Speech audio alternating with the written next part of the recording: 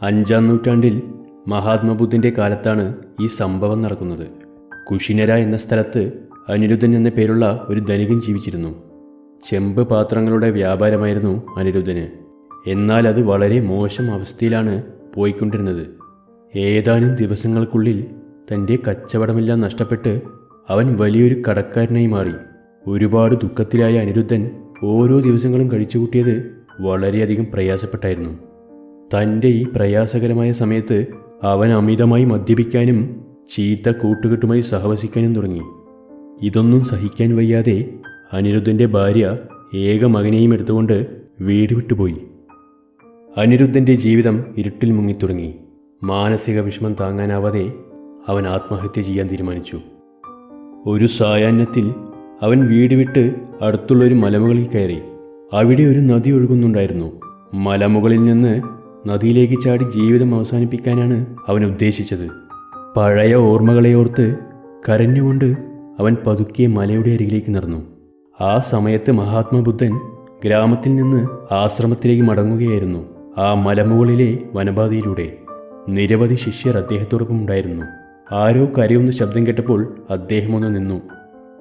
സായാഹ്നത്തിൻ്റെ മങ്ങലിൽ മലയുടെ അരികിൽ ഒരു മനുഷ്യൻ കരയുന്നത് അദ്ദേഹം കണ്ടു. ബുദ്ധൻ തൻ്റെ ശിഷ്യന്മാരോടൊപ്പം ആ മനുഷ്യൻ്റെ അടുത്തേക്ക് ഓടി അവനെ തടഞ്ഞു നിർത്തി. "നീ എവിടെ പോകുന്നു?" അനിരുദ്ധൻ മറുപടി പറഞ്ഞു, "എനിക്കിനി ജീവിക്കാൻ ആഗ്രഹമില്ല. എൻ്റെ ജീവിതം അന്ധകാരത്താൽ നിറഞ്ഞിരിക്കുന്നു. ഇപ്പോൾ എനിക്ക് എൻ്റെ ജീവൻ എടുക്കുകയല്ലാതെ മറ്റൊരു മാർഗവുമില്ല." ബുദ്ധൻ ശാന്തമായി പ്രതികരിച്ചു, "ശരി, നീ അത് ചെയ്യുന്നതിന് മുമ്പ് എൻ്റെ 2 ലളിതമായ ചോദ്യങ്ങൾക്ക് ഉത്തരം നൽകൂ." "താങ്കൾക്ക് എന്താണ് അറിയേണ്ടത്?" അനിരുദ്ധൻ ചോദിച്ചു. "എന്തുകൊണ്ടാണ് നീ ജീവിതം അവസാനിപ്പിക്കാൻ ആഗ്രഹിക്കുന്നത്?" അനിരുദ്ധൻ്റെ മുഖത്ത് കണ്ണുനീരൊഴുകി. അവൻ പറഞ്ഞു, "എൻ്റെ ജീവിതത്തിൽ ഒരു നിമിഷം പോലും ഞാൻ സന്തോഷം അനുഭവിച്ചിട്ടില്ല. എൻ്റെ എല്ലാ കച്ചവടവും തകർന്നു.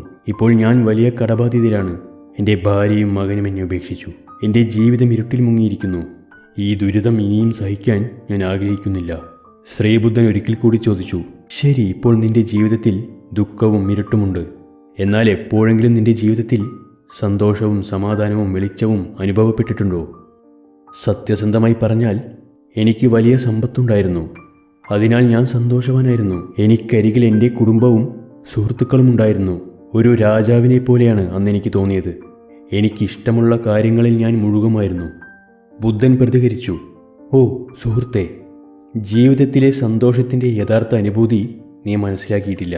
ലോകത്തിലെ പരമമായ സന്തോഷം ഞാൻ നിനക്ക് നൽകും. ഒരിക്കൽ കൂടി നീ മുമ്പത്തേക്കാൾ പല മടങ്ങ് സമ്പത്തുണ്ടാകും." മഹാത്മബുദ്ധൻ്റെ വാക്കുകളിൽ പ്രതീക്ഷയുടെ തിളക്കം അനിരുദ്ധൻ കണ്ടെത്തി. അവൻ ബുദ്ധനോട് ചോദിച്ചു, "എന്നാൽ ലോകത്തിലെ ഏറ്റവും വലിയ സന്തോഷം എനിക്ക് എങ്ങനെ നേടാനാകും?" ബുദ്ധൻ പറഞ്ഞു, "ഇപ്പോൾ നീ വീട്ടിലേക്ക് മടങ്ങുക. നാളെ രാവിലെ ആശ്രമത്തിലേക്ക് വരൂ. ആത്യന്തികമായ സന്തോഷം എന്താണെന്ന് ഞാൻ നിന്നോട് വെളിപ്പെടുത്താം." അപ്പോൾ അനിരുദ്ധൻ കരച്ചിൽ നിർത്തി വീട്ടിലേക്ക് മടങ്ങി. ബുദ്ധൻ ശിഷ്യന്മാരുമായി ആശ്രമത്തിലേക്ക് മടങ്ങി. പിറ്റേന്ന് അതിരാവിലെ അനിരുദ്ധൻ ബുദ്ധൻ്റെ ആശ്രമത്തിലേക്ക് പോയി.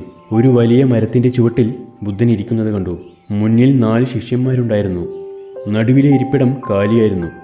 ബുദ്ധൻ പറഞ്ഞു, "അനിരുദ്ധ, നീ നടുവിലിരിക്കുക." ബുദ്ധനെ വണങ്ങി അനിരുദ്ധൻ നടുവിലെ ഇരിപ്പിടത്തിലിരുന്നു. ബുദ്ധൻ പറഞ്ഞു, "ഞാൻ ആദ്യം എൻ്റെ പ്രിയപ്പെട്ട 4 ശിഷ്യന്മാരെ നിനക്ക് പരിചയപ്പെടുത്താം. നിന്റെ കിഴക്ക് ഭാഗത്തിരിക്കുന്നത് പ്രിയംബരനാണ്. ചെറുപ്പത്തിൽ ഒരു യോദ്ധാവായി യുദ്ധത്തിനിറങ്ങി. യുദ്ധത്തിൽ അവന് 2 കാലുകളും ഒരു കൈയും നഷ്ടപ്പെട്ടു. പ്രിയംബരന് 2 കാലും ഒരു കൈയുമില്ല. ഒരു കൈ മാത്രമേ അദ്ദേഹത്തിനുള്ളൂവെന്ന് അനിരുദ്ധൻ ശ്രദ്ധിച്ചു. ബുദ്ധൻ ചോദിച്ചു, "അനിരുദ്ധ, നീ സത്യം പറയുമോ? പ്രിയാംബരനേക്കാൾ ശാരീരികമായി നീ സന്തോഷവാനാണോ അതോ അവനേക്കാൾ ബുദ്ധിമുട്ടിലാണോ?" "ശ്രീബുദ്ധ, ഞാൻ പ്രിയാംബരനേക്കാൾ 100 ഇരട്ടി ശാരീരികമായി സന്തോഷവാനാണ്." "ശരി, ഇപ്പോൾ നിന്റെ പടിഞ്ഞാറ് ഭാഗത്തിരിക്കുന്ന ആളുടെ പേര് സങ്കൽപ്പ എന്നാണ്. മാതാപിതാക്കളും 2 കുട്ടികളും ഭാര്യയും. ഭേദമാക്കാനാവാത്ത രോഗം ബാധിച്ച് തൻ്റെ കൺമുന്നിൽ മരിക്കുന്നത് അവൻ കണ്ടു. കുടുംബത്തിൽ സങ്കൽപ്പ പൂർണ്ണമായും തനിച്ചാണ്. അനിരുദ്ധ, നിന്റെ ജീവിതം സങ്കൽപ്പയേക്കാൾ എത്രത്തോളം മികച്ചതാണ്." അനിരുദ്ധൻ അല്പനേരം മിണ്ടാതിരുന്നു. എന്നിട്ട് പറഞ്ഞു, "എൻ്റെ അച്ഛനും അമ്മയും ഭാര്യയും മകനും ഇപ്പോഴും ജീവിച്ചിരിപ്പുണ്ട്. എൻ്റെ പ്രവൃത്തിയിലും പെരുമാറ്റത്തിലും അതൃപ്തിയുള്ളതുകൊണ്ടായിരിക്കാം അവർ എന്നെ ഉപേക്ഷിച്ചത്. പക്ഷേ അവർ ഇപ്പോഴും എന്നെ സ്നേഹിക്കുകയും ബഹുമാനിക്കുകയും ചെയ്യുന്നുണ്ടെന്ന് എനിക്കുറപ്പുണ്ട്. സങ്കല്പയുടെ ഈ ഏകാന്തതയേക്കാൾ 1000 മടങ്ങ് മികച്ചവനാണ് ഞാൻ.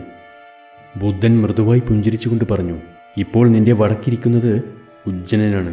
അദ്ദേഹം നിന്നേക്കാൾ 10 മടങ്ങ് മികച്ചൊരു വ്യാപാരിയായിരുന്നു. തൻ്റെ മധ്യവയസ്സിൽ അത്യാഗ്രഹവും കാമവും കാരണം തൻ്റെ സമ്പത്തെല്ലാം നഷ്ടപ്പെട്ടു. ഒടുവിൽ തെരുവിൽ യാചിച്ചു. കുറച്ചുകാലം പട്ടിണി കിടക്കേണ്ടി വന്നു. ഇപ്പോൾ ഏതാണ്ട് പ്രായമായതിനാൽ തെറ്റുകൾ തിരുത്തി വ്യാപാരം പുനർനിർമ്മിക്കാൻ അദ്ദേഹത്തിന് കഴിയില്ല. അനിരുദ്ധ, നീ ഉജ്ജനേക്കാൾ മോശമായ അവസ്ഥയിലാണോ? അനിരുദ്ധൻ വീണ്ടും തലകുനിച്ചു. കുറച്ചുനേരം മിണ്ടാതെ നിന്നു. എന്നിട്ട് പതിയെ പറഞ്ഞു, ഇനി ഉദാഹരണങ്ങൾ പറഞ്ഞ് എന്നെ നാണം കെടുത്തരുത്. എൻ്റെ ചിന്താഗതി തെറ്റാണെന്ന് എനിക്ക് മനസ്സിലായി. എന്നെ തന്നെ തിരുത്താനും വ്യാപാരത്തിൽ എന്നെ തന്നെ പുനഃസ്ഥാപിക്കാനും എനിക്കിനിയും ധാരാളം സമയമുണ്ട്. 4 ശിഷ്യന്മാരും ബുദ്ധനും ചിരിച്ചു. ബുദ്ധൻ പറഞ്ഞു, അനിരുദ്ധ, ഈ 4 പേരോടും സുഖമാണോ എന്ന് ചോദിച്ചാൽ ഇവർ ഒരേ ഉത്തരമായിരിക്കും നിനക്ക് നൽകുക. ഞാൻ മുമ്പത്തേക്കാൾ വളരെ സന്തോഷവാനാണ്. അനിരുദ്ധ, പകലിനു ശേഷം രാത്രി വരുന്നത് പോലെ രാത്രി കഴിഞ്ഞ് പകലും വരും. മാറ്റം ഈ ലോകത്തിൻ്റെ ശാശ്വത സത്യമാണ്. പർവ്വതങ്ങളിൽ നിന്ന് പഠിക്കുക. സൂര്യനെയും കാറ്റിനെയും സഹിച്ച് വസന്തത്തിൻ്റെയും മഴയുടെയും മൃദുലമായ രാത്രി ആസ്വദിക്കുന്നു. അത്യധികമായ സന്തോഷത്തിൽ സന്തോഷിക്കാതിരിക്കാനും അത്യധികമായ ദുഃഖത്തിൽ നാം ദുഃഖിക്കാതിരിക്കാനും പഠിക്കുക. നമ്മുടെ വികാരങ്ങളും മനസ്സും ഉറച്ചതായിരിക്കണം. സ്വയം വിശകലനം ചെയ്യുക. നിന്റെ മുൻ പ്രവർത്തനങ്ങളിൽ എന്താണ് തെറ്റിയെന്ന് കണ്ടെത്തുക. ആ തെറ്റുകൾ തിരുത്തുക. വിഷമിക്കേണ്ട. നിന്നെയും നിന്റെ ആവശ്യങ്ങളെയും നിയന്ത്രിക്കുക. കാര്യങ്ങൾ മാറ്റാൻ നിനക്ക് ഇനിയും ധാരാളം സമയമുണ്ട്. നിന്റെ ദയയുള്ള സ്വഭാവവും നല്ല പെരുമാറ്റവും കാരണം നിന്റെ പ്രിയപ്പെട്ടവർ മടങ്ങിവരും.